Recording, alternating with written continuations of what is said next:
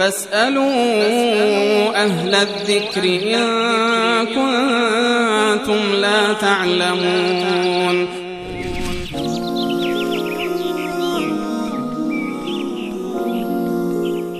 بیننده بعدی پرسیدن که آیا خواهر زن محرم هست و دست دادن به او درست است یا نه؟ الله متعال در سوره نساء کسانی رو که محرم هستند یا جز محرمات هستند اینو الله متعال کاملا برای ما بیان کرده در آیه 23 و 24. حرمت علیکم امهاتکم و بناتکم و اخواتکم و عماتکم و خالاتکم الی آخر، که الله متعال تمامی کسانی رو که بر انسان حرام هستند یا به تعبیر دیگر محرم هستند برای انسان، اینها رو کاملا بیان کرده.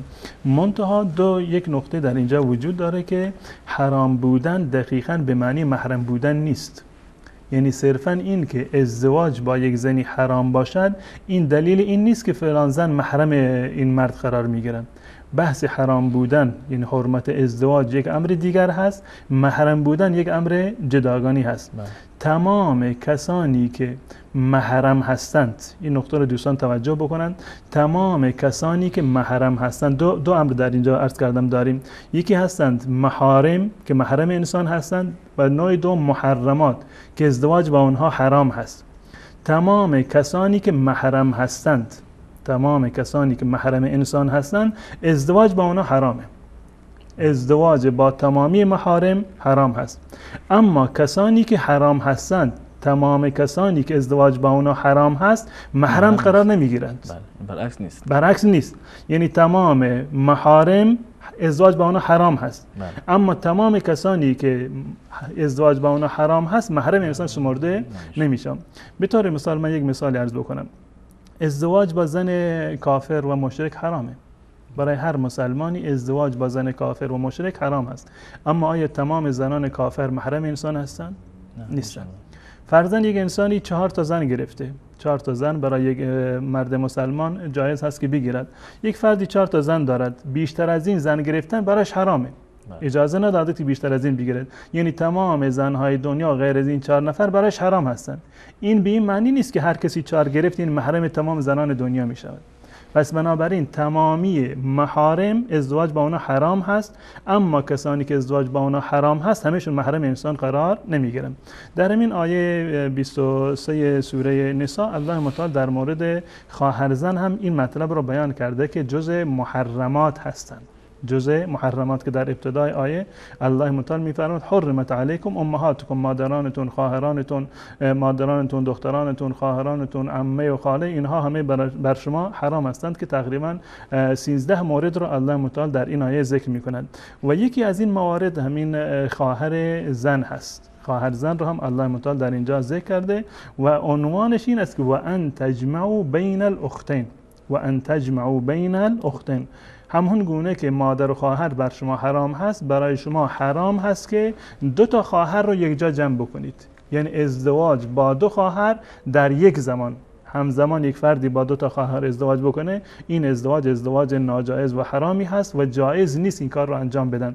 پس بنابراین خواهر زن جزء محرمات هست، جزء این گروه دوم هست که ازدواج با اونها حرام هست، اما محرم انسان شمرده نمیشه. شاید مردم به اشتباه بندازن این کلمه‌ای که استفاده میشه میگن خواهرزن محرم موقته. چون این کلمه که استفاده میشه خیلی خیال میکنن که تا زمانی که داماد داشتن این محرم میشه. این تعبیر دقیق نیست. محرم موقت نیست.